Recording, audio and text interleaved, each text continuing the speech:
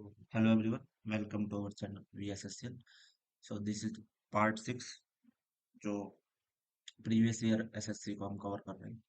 तो पहला पार्ट है और जो पहला वर्ड मीनिंग है वो है स्लेंडर। स्लेंडर का मतलब होता है कि जो व्यक्ति दुबला पतला हो और ग्रेसफुली थिन हो, मतलब कि ग्रेसफुली मतलब कि आप दिखने में अच्छे लग रहे हो, ऐसा नहीं कि दुबला पतला हो लेकिन आप अच्छे नहीं लग रहे हो। तो जो जिम जाते हैं या जो टीवी एक्ट्रेस होती हैं, अपने आप या फिटनेस फ्रीक होते हैं, वो अपने आप को, अपनी बॉडी को, अपनी फिजिक को ग्रेसफुली थिन रखते हैं, स्लिम रखते हैं, उसको हम सिलेंडर बोलेंगे। ठीक है। तो इसका एग्जांपल सिनोनिम्स है स्लिम और लैंकी। ठीक है। और लैंकी मतलब कि जो अ, इसका सिनोनिम्स है, लेकिन लैंकी में क्या होता है, जो बंदा थोड़ा टॉल हो ना, थोड़ा लंबाई हो, उसके बाद वो थोड़ा पतला हो और उसके टांगे लिम्स है वो लंबी दिखाई दे, तो उसे दुबला लंबा पतला कहेंगे। तो ये एक नियर बाय वर्ड मीनिंग है, लेकिन थोड़ा सा डिफरेंस है इसमें। सिलेंडर स्लिम बिल्कुल सिनोनिम्स हो जाएंगे कि जिसकी फिजिक बिल्कुल भी हैवी नहीं हो, बल्कि नहीं हो। ठीक है। नेक्स्ट जो वर्ड है वो है प्लंडर। प्लंडर क्या होता है कि जो लूटपाट करना होता है ना, मतलब उसको आप प्लंडर बोलेंगे। और जो मेनली जो लूटपाट होती है ना, लूटपाट जो होती है वो सिविल वार या कोई सिविल डिसऑर्डर, मतलब कि इंटरनल देश के अंदर कुछ हो जाए या आपका किसी देश के साथ युद्ध चल रहा हो, तो जो लूटपाट होती है उसको आप प्लंडर बोलेंगे। टेक एन एग्जाम्पल कि इंडिया और पाकिस्तान का जब युद्ध हुआ होगा, तो जो भी लोग थे वो लूटपाट मचा रहे थे। ठीक है, जिसके घर से जो भी कुछ मिल रहा था।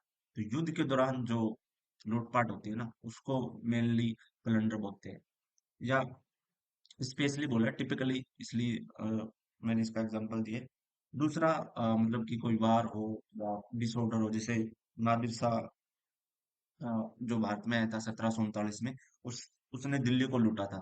ठीक है। और ये सब एग्जांपल है, मतलब कि हाँ, लूटपाट के। और ये जो सिनोनिम्स है उसके, ये है पिलेज। ठीक है। ये जो मेन कहा है इसने, ड्यूरिंग वॉर और कॉन्फ्लिक्ट, मतलब कि युद्ध के दौरान जो होता है ना, उसको पिलेज बोलेंगे। लूट मतलब कि स्टोलन गुड्स, गुड्स मतलब आइटम, मतलब कुछ चीजें हो ड्यूरिंग, मतलब कि फोर्सफुली आप कर रहे हो, उसको आप प्लंडरिंग या लूट बोलेंगे। ये तो आप हिंदी में भी याद रख सकते हैं, लूट पाट जो हम हिंदी में बोल सकते हैं, लूट को वैसे भी याद सकते हैं। वैसे सेम एग्जाम्पल से, रोब मतलब चुराना, टू टेक प्रॉपर्टी, ये अनलॉफुली फ्रॉम समवन और समवन, मतलब आप मतलब आपने कभी देखा होगा कि लोग आप जा रहे हो, आपकी चीजें चुरा लेते हैं, आपके बैग चुरा लेते हैं, जो चैन स्नैचर होते हैं कि आपके गले की चैन खींच ली, ये सब रोबिंग में आ जाता है। ठीक है। रिफलिंग, लूटिंग, ये सब एग्जाम्पल है नियर बाई सिनोनिम्स के। जो नेक्स्ट वर्ड है वो है टिमिड। टिमिड का मतलब होता है कि डरपोक, मतलब जिसमें कॉन्फिडेंस कम हो, लैक ऑफ करेज हो, और थोड़ा सा मतलब कि जल्दी से ही जो डर जाता हो। ठीक है, उसको टिमिड बोलेंगे। जैसे इसके बहुत सारे एग्जाम्पल होते हैं। बहुत से बच्चे स्टेज परफॉर्म नहीं कर पाते, जब आप उनको स्टेज पे खड़े करो तो उनके पाँव कांपने लग जाते हैं, या उनकी आवाज में हेजिटेंट आ जाती है। ठीक है, वो डर जाते हैं, फ्राइटन हो जाते हैं फॉर टाइम भी। ठीक है। जब किसी की लड़ाई हो जाए तो उसके हाथ कांपने लग जाते हैं, तो जो इजिली डर जाते हैं ना, तो उनको आप टिमिड बोलते हो। ये जो जो डरने वाला जो करेक्टर है ना, अ, वो बहुत सारों में होता है। आपके जो कुछ ऐसे फ्रेंड होंगे, कुछ ब्रेव होंगे, कुछ टिमिड होंगे। तो ये इसका कुछ एग्जांपल देने की भी जरूरत नहीं है कि टिमिड कौन होता है, ये आप सब जानते हो। एक एग्जांपल मैंने दे दिया है कि हाँ, स्टेज परफॉर्मेंस पे किसी को छू या किसी की लड़ाई हो तो वहां टिमिड हो जाए। ठीक है। बहुत सारे एग्जांपल आप डे टू डे लाइफ में आप जानते हो। किसी ने टेक एन एग्जांपल, अचानक किसी के सामने सांप आ जाए, तो बहुत सारे ऐसे होंगे जो डर जाएंगे, बहुत सारे होंगे जो ब्रेवली उसको टैकल कर लेंगे। या कोई कुत्ता है, मतलब बहुत सारे लोग हैं जो कुत्ते से भी डरते हैं। ठीक है। मतलब उनके पीछे पड़ जाए, और कुछ होते हैं वो ब्रेवली उनको फेस ऑफ कर लेते हैं। तो ये सब एग्जांपल है। नर्वस मतलब कि feeling worried and anxious, situation के हिसाब से। जैसे आपका एग्जाम स्टार्ट हो जाता है, तो जो लास्ट के 10-15 मिनट रहते हैं, अगर आप फाइनल पेपर लिख रहे हो, तो लास्ट के 10-15 मिनट में अगर आप अपने आप को स्टेबल रखते हैं तो ठीक है। अगर आप नर्वस हो जाते हो तो आपके हाथ कांपने लग जाते हैं। बहुतों के साथ ऐसा हुआ भी होगा, एक दो बार मेरे साथ भी हुआ है। लेकिन ये सब एक क्या होता है कि ये नर्वसनेस होती है, ये हो जाता है आपके आप सिचुएशन के साथ।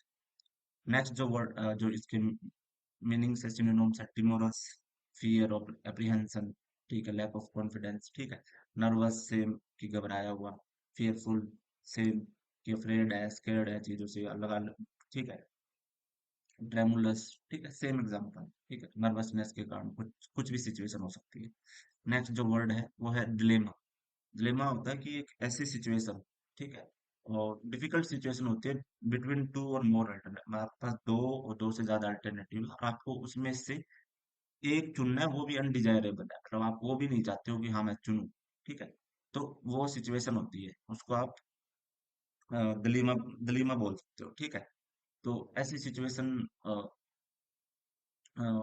आपके सामने आ जाती है। टेक एन एग्जांपल कि आपने कोई एग्जाम दिया है, ठीक है, आप आप एग्जाम दिए हैं, आप उसमें पास हो गए, आप उस सिचुएशन में क्या करना चाहते हैं, आपके पास दो सिचुएशन है कि आप या तो कंटिन्यू तैयारी करें या उस एग्जाम के जिसका आपने एग्जाम दिए वो आप चाहते नहीं कि मैं उसको परस्यू करूं, उस एग्जाम्स को या उसको पोस्ट को परस्यू करूं, फिर भी फाइनेंशियल कंडीशन के कारण आपको उसको परस्यू करना चाहते हैं, तो वो एक dilemma है। आप चाहते हैं कि मैं इसको परस्यू करूंगा तो मेरा करियर है, मैं जो हायर पोस्ट चाहता हूँ वो शायद मैं ले ना पाऊँ, तो ये सब एक दिलीमा होती है, टाइम का दिलीमा हो जाता है। टेक एन एग्जाम्पल कि आपने कभी देखा होगा कि पिछले साल मोस्टली बच्चों के साथ हुआ था ये कि उनके सीजीएल और सीपीयू के एग्जाम एक साथ थे, सेम डे पे, और सेम डे पे ही उनके रेलवे के एग्जाम थे, तो उनके लिए टाइम डिलेमा हो गई थी कि हाँ मैं किसको चूज करूँ, दोनों ही अनअवॉइडेबल सिचुएशन है, मतलब ठीक है।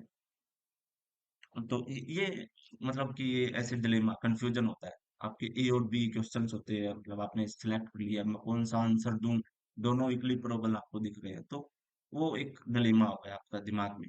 इसके जो सिनोनिम्स है प्रेडिकेमेंट, क्वेंडरी एंड कैच 22। कैच 22 ये एक आपका इडियम है, ये मतलब पूछा भी जा चुका है एसएससी में, डिफिकल्ट सिचुएशन वेयर, मतलब कि एक जहाँ बंदा फंस जाता है, situation in which person is trapped bye contradictory rules और सर्कम, अगर आपके रूल्स एंड रेगुलेशन के अकॉर्डिंग आप फंस जाते हो, तो वहाँ कैच 22, ठीक है, ये सब एग्जाम्पल इनसे आप गो थ्रू कर लेना।